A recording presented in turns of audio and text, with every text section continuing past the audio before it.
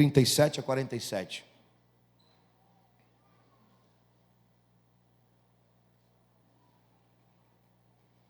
E alguns versículos do começo do capítulo 3.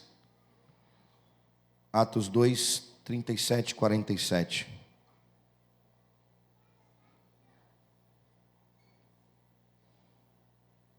Ouvindo eles,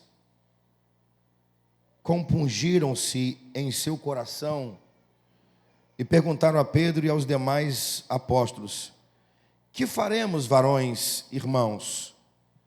E disse-lhe Pedro: arrependei-vos e cada um de vós seja batizados em nome de Jesus para perdão dos pecados e recebereis o dom do Espírito Santo. Porque a promessa vos foi dita a respeito de vós, a vossos filhos e a todos os que estão longe, a tantos quanto Deus nosso Senhor chamar. E com muitas outras palavras isto testificava e os exortava, dizendo: salvai-vos da geração perversa. De sorte que foram batizados os que de bom grado receberam a sua palavra, e naquele dia agregaram-se quase 3.000 almas. E perseveravam na doutrina dos apóstolos, na comunhão, no partir do pão, nas orações. Em cada alma havia temor, e muitas maravilhas e sinais faziam os apóstolos. Todos que criam estavam juntos e tinham tudo em comum.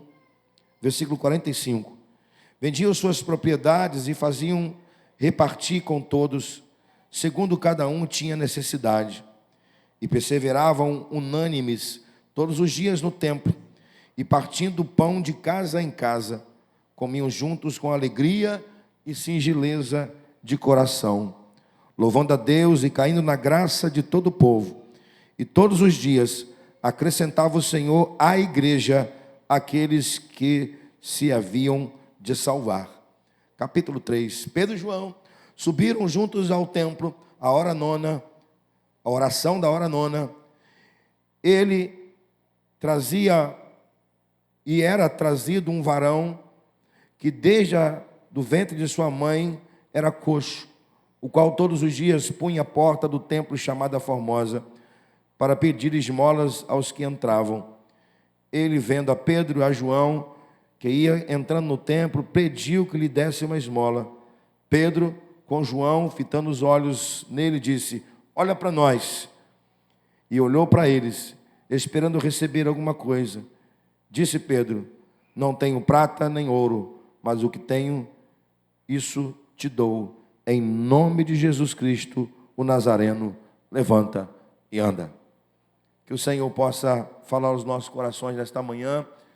Vou tentar ser breve, mas eu vou precisar realmente que você se ligue no que a palavra de Deus irá falar aos nossos corações. Obrigado, Damiano.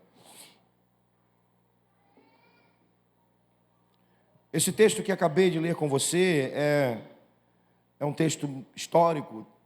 O livro de Atos é um livro histórico. E esse texto vai dar finalidade, dar pontos finais ao momento histórico em que acontece o derramado do Espírito Santo.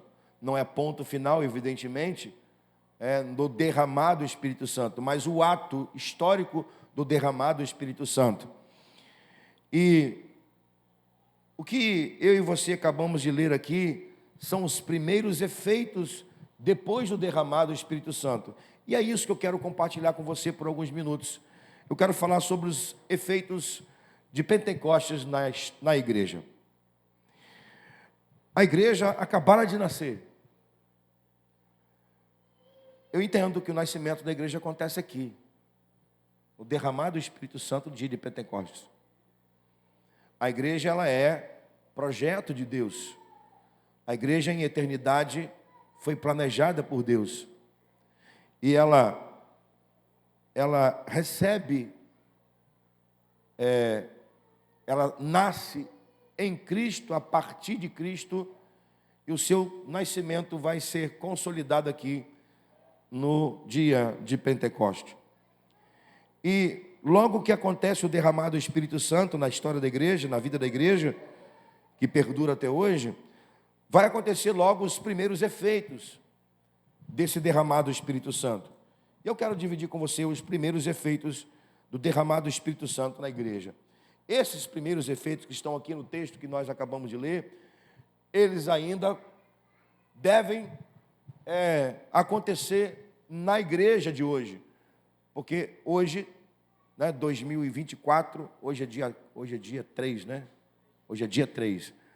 3 de março de 2024, a igreja é a mesma do dia de Pentecostes, do primeiro século. A mesma em que sentido? É a mesma noiva de Jesus. É a mesma igreja cheia do Espírito Santo. Mas aqui tem os primeiros efeitos, eu quero dividir com você os primeiros efeitos. E o primeiro efeito do derramado do Espírito Santo é que a igreja se tornou sensível de coração. O primeiro efeito depois do derramado do Espírito Santo são os discípulos tendo um coração sensível. Os corações se tornaram sensíveis. Repare bem, por favor, no versículo 37, que tem uma palavra aí muito interessante: compungiram-se.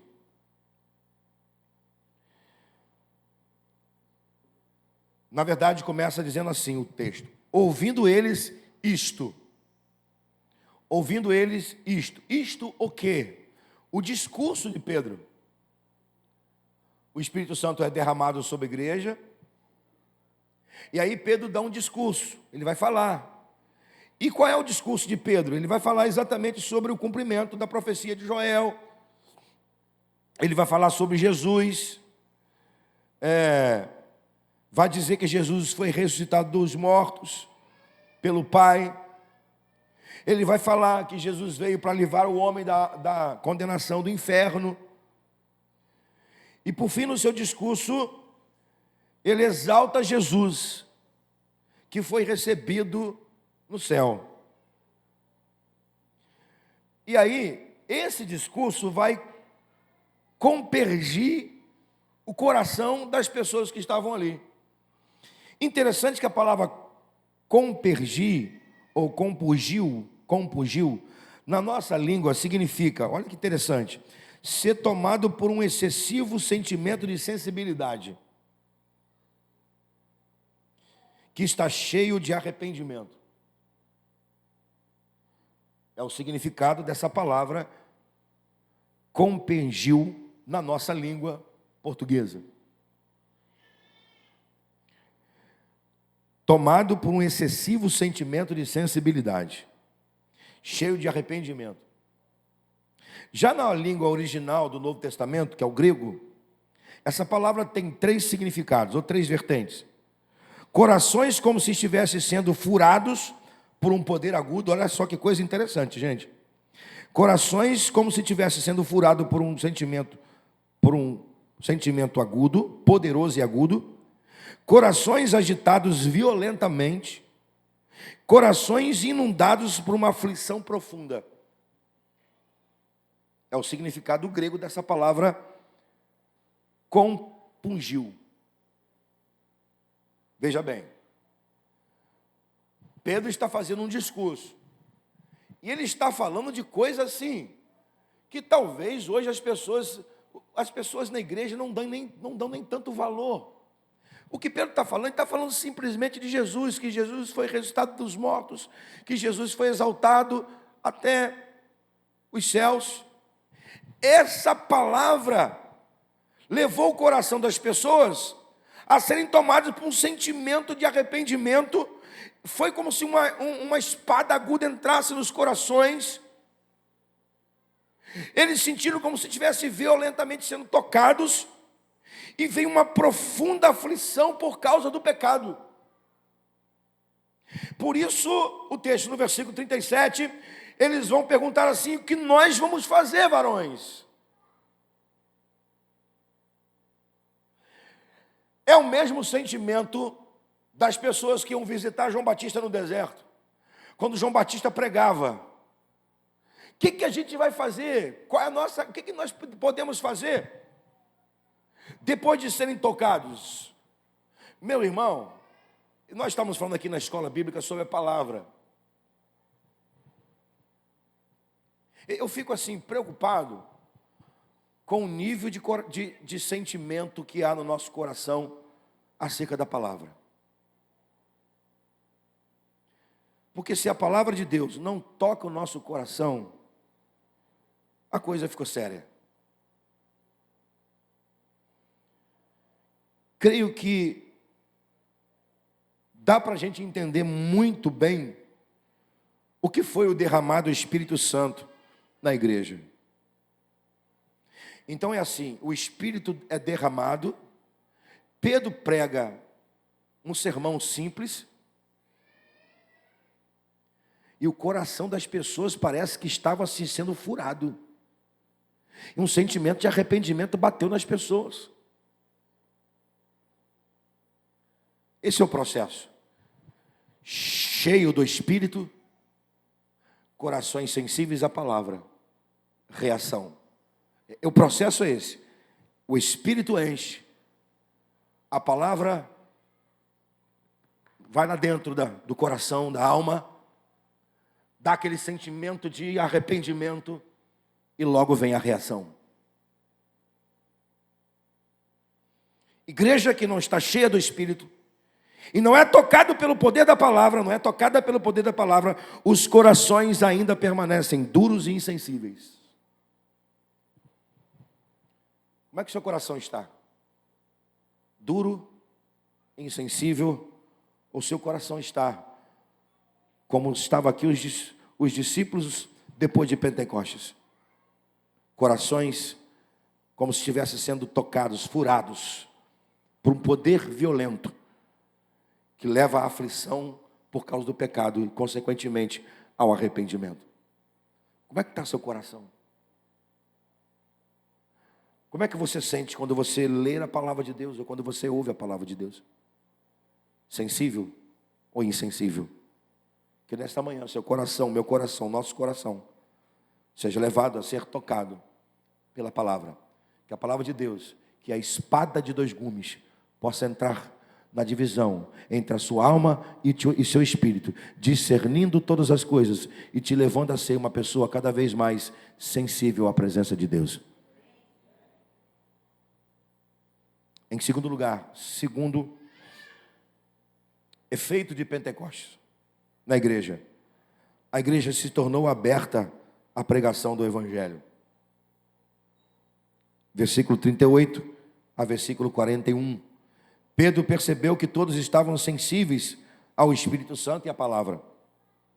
Então, eles simplesmente pregam o Evangelho. Repara no versículo, olha o versículo 38. Eles estão perguntando, o que a gente vai fazer agora? Aí Pedro vai dizer, arrependei-vos e cada um de vós seja batizado em nome de Jesus para perdão dos pecados e recebereis o dom do Espírito Santo.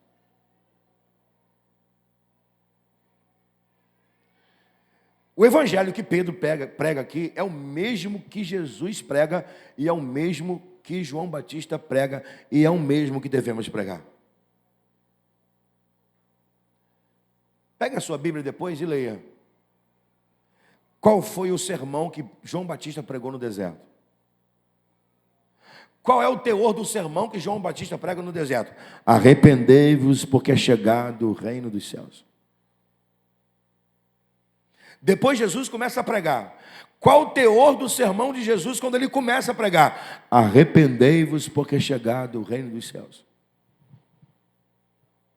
Depois de Pentecostes, que o Espírito Santo é derramado sobre aqueles que estavam no cenáculo, os homens são tocados pelo poder do Espírito e pela palavra, e eles perguntam a Pedro o que a gente vai fazer, e Pedro vai pregar o mesmo sermão de João Batista, o mesmo sermão de Jesus. Interessante que o efeito é o mesmo. Como assim, pastor? O efeito é o mesmo. João Batista pregava o sermão de arrependimento e almas se rendiam. Jesus pregou e almas se rendiam. João Batista prega e almas se rendem. Versículo 41 diz que a igreja conhece o seu primeiro conhecimento. Eu te pergunto, por que nós vamos mudar a pregação do Evangelho? Por que nós temos que mudar a pregação do Evangelho? Ah, pastor, porque nós estamos no século 21. Nós temos que mudar a pregação do Evangelho porque nós estamos na era da pós-modernidade. Nós temos que mudar a pregação do Evangelho, porque se falar qualquer coisa, nós vamos ser presos. Nós temos que mudar a pregação do Evangelho, porque o comportamento das pessoas é outro. Nós temos que mudar a pregação do Evangelho, porque as pessoas são diferentes. Claro que nós vivemos em épocas diferentes. Claro que nós vivemos em tempos diferentes das pessoas do primeiro século, evidentemente, lógico. Mas deixa eu te falar. O homem continua sendo homem. O homem continua sendo pecador. A alma do homem precisa ser lavada pelo sangue de Jesus. O homem ainda precisa de salvação. O homem ainda precisa conhecer Jesus para ir para o céu e ser livre da condenação do inferno. E a igreja não pode mudar a pregação do Evangelho. A igreja precisa continuar pregando o mesmo Evangelho que transforma. O mesmo Evangelho que é poder de Deus para a salvação de todo aquele que crê. Irmão, nós não podemos negociar isso. Nós podemos mudar as fórmulas. Exemplo, na minha época de juventude, nós distribuímos folhetos na rua.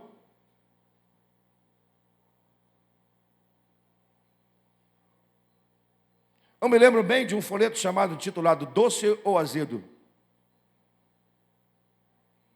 E a palavra que tinha nesse folheto, chamado Doce ou Azedo, a historinha e o texto bíblico, levou muita gente a ser salva. Claro que não foi o folheto que levou a ser salvo, é Jesus. Mas a história do folheto, a história de um homem que gostava de discursar em praça pública. E um dia ele fez um desafio. Eu quero desafiar aí um pastor, um padre, um religioso que viesse aqui e me convencesse que Deus existe. Me convença que Deus existe. E ninguém se levantou, se prontificou a aceitar o desafio. E nesse folheto diz que veio um homem com um borná, uma bolsinha, uma bolsa do lado, tirou uma laranja, tirou um canivete, pegou um banquinho, sentou, com muita calma descascou a laranja, com muita calma chupou a laranja, e aquele desafiador perguntou: o que o senhor está fazendo aí, chupando essa laranja?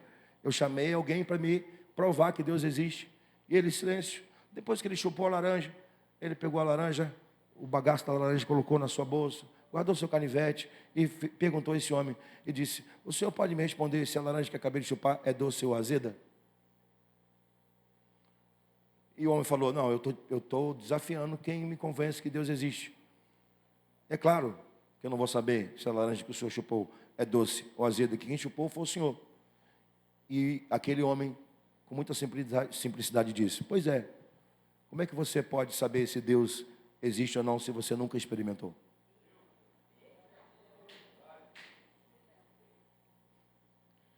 Um folheto. Eu posso entender com você que talvez o folheto não tenha tanto efeito hoje. Aliás, hoje para mim, a melhor forma de você pregar o Evangelho tem um nome: relacionamento. Até porque se você parar numa praça pública e começar a pregar o Evangelho, talvez muitas pessoas não vão te dar muita atenção. Então por que a gente ajuda o Samuel que prega na praça pública? A gente ajuda ele, Samuel, profeta Samuel. Porque acreditamos que toda forma de pregar o Evangelho é válida. A pregação do Evangelho. O que nós não podemos negociar? A essência do que é o Evangelho. E a essência do que é o Evangelho é feito de Pentecostes. Ou seja, salvação de todo aquele que crê. Quer salvação? Tem que se arrepender dos seus pecados. Tem que receber Jesus no seu coração. Para que então possa receber o Espírito Santo no seu coração. E a pessoa passar a ser habitação do Espírito. E então se entregar ao Evangelho e fazer parte do corpo de Cristo. Porque uma pessoa sozinha não é igreja. Igreja é corpo. Não existe eu sou igreja. Eu não sou igreja. Eu sou membro do corpo de Cristo. Eu sozinho não sou igreja. Não existe eu sozinho igreja. Não, eu sou igreja com você, porque eu sou membro do corpo de Cristo. Mas eu sim, por ter o Espírito Santo habitando no meu coração, e você, por ter o Espírito Santo habitando no seu coração, você é templo do Espírito Santo. Mas por que eu e você somos templos do Espírito Santo e membros do corpo de Cristo? Porque um dia nós ouvimos o Evangelho da salvação, que livra o homem do inferno, liberta, transforma e faz do homem pecador, filho de Deus. Louvado seja Ele. Diga assim: nós não vamos negociar o Evangelho da salvação. Amém? Irmão, você é pregador do Evangelho. A sua vida deve pregar o Evangelho. Então, se você não está cheio do Espírito Santo, como é que você vai ser pregador do Evangelho? Terceiro efeito. Então, só assim, repare aí, por favor, no versículo 41. Vê se Pedro precisou mudar o Evangelho que João Batista pregou e Jesus pregou. Ele não precisou mudar. Olha o que aconteceu. No versículo 41, de sorte que foram batizados, que bom grato receberam a sua palavra, e naquele dia agregaram-se quantos? Então a igreja conheceu a sua primeira. A igreja conheceu a sua primeira, olha aqui para mim. A igreja conheceu a sua primeira. Ela precisou mudar o Evangelho para isso? Por que a gente vai precisar mudar? Por que temos que mudar? Não precisamos mudar o Evangelho. O que nós precisamos? Ser cheio do Espírito Santo, testemunhar Jesus, amar as pessoas e pregar o Evangelho. Amém? Terceiro efeito. A igreja se tornou uma comunidade com características que a fez ser ativa, participativa, intensa no que ela fazia. Isso é efeito do batismo ou da descida do Espírito Santo. A igreja se tornou uma igreja ativa, participativa e intensa no que ela realizava. Eu resumiria tudo isso em uma palavra: uma igreja viva, vibrante. E aí, do versículo 42 a 47, você tem uma lista aqui de como foi a igreja, o seu comportamento ativo, participativo e intenso. Ela era ativa, participativa e intensa. Em quê? Era uma igreja que aprendia a palavra. Está escrito. 42. E perseveravam na doutrina dos apóstolos. Acabamos de falar isso aqui de manhã. Doutrina, palavra, verbo. Ela era muito ativa, ela era ativa, participativa e intensa no estudo da doutrina dos apóstolos. E quando a Bíblia fala doutrina dos apóstolos, ela está dizendo doutrina de Cristo, doutrina dos profetas, doutrina bíblica. Além de ser uma igreja que aprendia a palavra, era uma igreja com muita comunhão e unidade. As duas coisas, de maneira ativa, participativa e intensa, aconteciam na igreja: comunhão e unidade. Unidade e comunhão, que são duas coisas que são iguais, mas que têm as suas particularidades. Unidade tem a ver com é um corpo só, não existe dois corpos. E comunhão é a preocupação em que todos partilham da mesma coisa. Então, uma igreja de comunhão, de unidade. Era uma igreja que orava muito. Essa igreja orava muito. Eles oravam nas casas, oravam no templo, oravam o tempo todo. A oração fazia parte da igreja constantemente, de maneira ativa, participativa, intensa. Essa igreja era uma igreja reverente. Como assim reverente? Era uma igreja que havia temor a Deus. O temor a Deus era intenso, ativo, participativo. Essa igreja era uma igreja que sinais e maravilhas aconteciam o tempo todo. Milagre acontecia toda hora. Algum dia alguém me perguntou assim: pastor, por que não acontece tanto milagre na igreja de hoje? E ao mesmo tempo tem igreja que só acontece milagre. Não é uma pergunta fácil de responder, não. De um lado não é uma pergunta muito fácil de responder, eu confesso. Porque o foco da igreja não é milagre. O foco da igreja é evangelho. Mas nós sabemos que os milagres acontecem por quê? Porque Jesus é mesmo ontem, hoje e amanhã, e eternamente. Mas eu respondi a pessoa, não sei se a contento, mas disse a ela: talvez não acontece tanto milagre hoje no nosso meio, porque nós somos uma igreja muito preocupada com as coisas. A nossa vida de oração, ela é rala, ela é rasa. E o nosso nível de conhecimento é muito baixo. E sobretudo, que a nossa preocupação não são as pessoas, são as coisas. Essa foi a minha resposta. Então, quando você olha para esse texto e você está vendo assim que prodígios e sinais aconteciam na igreja, versículo 43, que os apóstolos faziam sinais e maravilhas, é só você olhar o que está antes. Espírito Santo, cheios de Espírito Santo, palavra e muita oração. Deu para entender? Pessoas cheias do Espírito, ministração da palavra, ensino da palavra,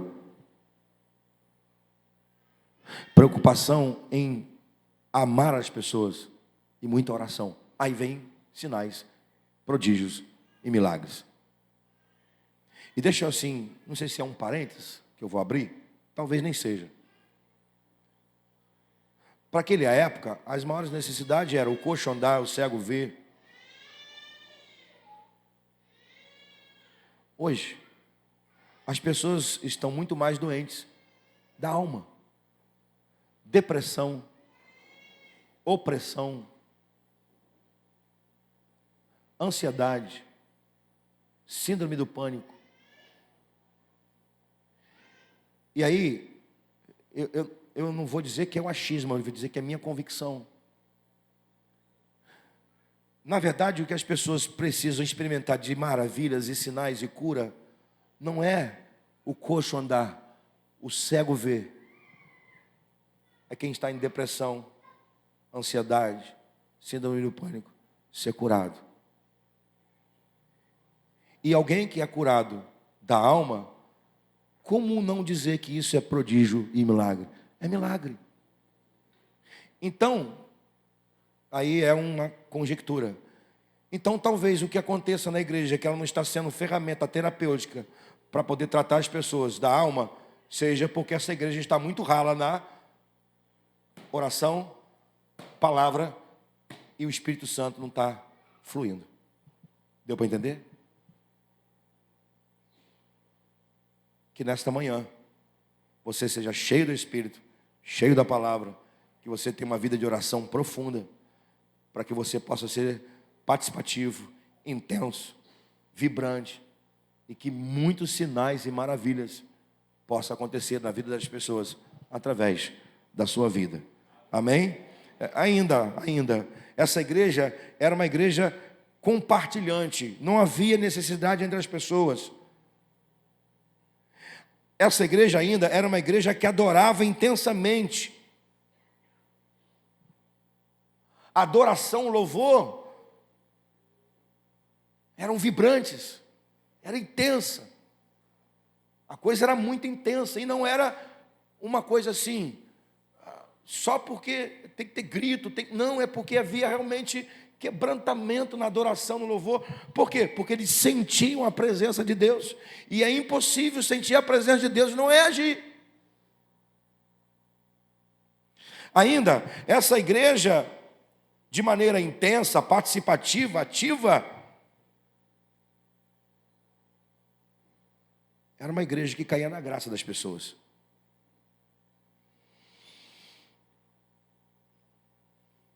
Gente querida. Sabe aquela coisa, gente boa? Quando alguém fala da gente assim, de nós crentes. Rapaz, aquele crente, aquele membro da segunda igreja de Batista Jardim Carioca. Que gente boa. Que vizinho maravilhoso. Aí eu tenho um colega na minha sala, que ele é evangélico, ele é crente. É de uma igreja batista lá em Jardim Carioca. Meu amigo, minha amiga. Me ajuda, ora por mim. Era uma igreja aqui de maneira ativa, participativa, intensa. Caía na graça do povo. Não era uma igreja que as pessoas assim, ih, lá, tem muito fofoqueiro naquele lugar. O pessoal toma conta da vida dos outros. Não. Essa igreja de maneira ativa, participativa e intensa, ela caía na graça do povo. Por quê? Porque os crentes passaram a ser gente boa.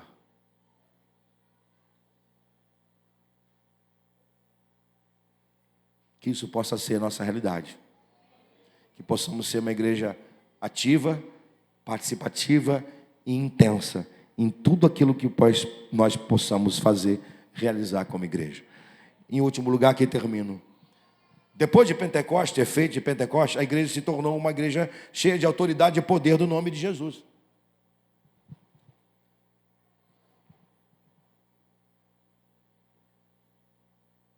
O capítulo 3, a nossa Bíblia, né, o livro bíblico, é dividido por capítulos e por versículos, por livros, capítulos e versículos. Nós, assim, saímos do capítulo 2 e entramos no capítulo 3. Mas nós não saímos dos efeitos do Espírito Santo. Até porque o livro de Atos é um livro que não se fecha. É um livro que não está fechado. O livro de Atos não acabou. Pastor, como assim o livro de Atos não acabou? Não tem lá Atos 28, o último capítulo de Atos? Tem. O último capítulo de Atos dos Apóstolos, o livro histórico de Atos dos Apóstolos. Mas o último versículo de Atos diz que a palavra de Deus era pregada sem impedimento algum. O que significa isso, pastor? Significa dizer que o ato dos primeiros apóstolos terminaram, mas os atos dos discípulos que estão aqui nessa manhã ainda não acabou. Você está aqui ainda, pregando a palavra, vivendo a palavra, testemunhando, sendo uma igreja participativa, presente, ativa na vida das pessoas. Você está aqui para servir o Senhor, você está aqui para aprender, você está aqui. Os seus atos continuam sendo, os seus atos continuam acontecendo. Você, ainda pelo poder do Espírito e do nome de Jesus, continua sendo ativo, participativo e presente.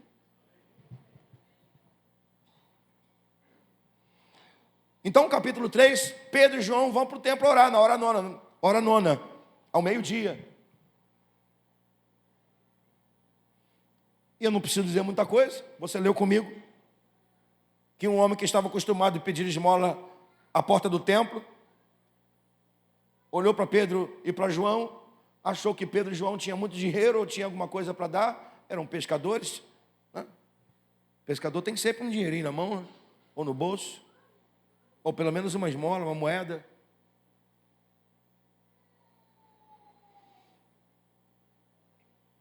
Me dá uma moeda aí, por favor. Eu preciso de uma esmola. E Pedro e João olhou para esse homem. Eles olharam para esse homem e Pedro ministrou a palavra e disse: eu não tenho prata, eu não tenho ouro, mas aquilo que eu tenho eu vou te dar. Com poder e autoridade, ele disse, em nome de Jesus, levanta. Anda. E o resto está escrito no texto. Esse homem saiu saltando e pulando dentro do templo. Salvo. Por quê? Porque alguém estava cheio do Espírito Santo, cheio da palavra, e tinha poder e autoridade de, no nome de Jesus, falar e acontecer. Alguém estava cheio do Espírito Santo, cheio da palavra, cheio do poder e autoridade do Espírito Santo para ligar na terra e ligar no céu, desligar na terra e desligar no céu. Assim deve ser a igreja, cheia de poder e autoridade para falar e Deus do céu concordar para que na terra seja realizado. Conclua minha palavra desta manhã dizendo a você que Pentecoste foi um ato único na história, no que diz respeito à chegada do Espírito Santo que encheu os apóstolos, os discípulos, aconteceram as primeiras conversões, mas no que diz respeito a derramar do Espírito, no que diz respeito a enchimento do Espírito, no que diz respeito a fluir do Espírito, no que diz respeito à obra de Jesus conduzida pelo Espírito, no que diz respeito à participação da igreja no reino de Deus pelo Espírito, isso ainda continua e vai continuar até o momento em que Jesus convocar a igreja dele para a eternidade, arrebatar a igreja dele, porque o Espírito Santo vai junto com a igreja, vai junto comigo, vai junto com você, irá com a igreja. E se nós não estivermos aqui, nós vamos sair do túmulo e vamos encontrar com o Senhor nas nuvens. E o Espírito, ele vai conosco, porque ele veio por causa da igreja e veio para que a igreja pudesse pregar e viver o Evangelho. Então, irmão, eu quero terminar minha palavra desta manhã dizendo a você que você precisa demonstrar na prática da sua vida se de fato você pertence à igreja ou não. Porque se você pertence à igreja, pode ter certeza, irmão, a sua vida vai ser conduzida, dirigida pelo Espírito Santo. Você será uma igreja, você será membro de uma igreja e participará de uma igreja em que o Espírito Santo vai fazer grandes coisas. Historicamente, estamos distanciados de Pentecostes. 2024 anos, ou quase 2024 anos, historicamente. Mas de forma ativa, viva, somos a mesma igreja do primeiro século. E como a mesma igreja do primeiro século, nós vamos honrar o nome de Jesus, sendo igreja de verdade. Eu vou repetir, nós vamos honrar o nome de Jesus, sendo igreja de verdade. Que Deus nos abençoe nessa manhã. Vamos ficar em pé e vamos orar.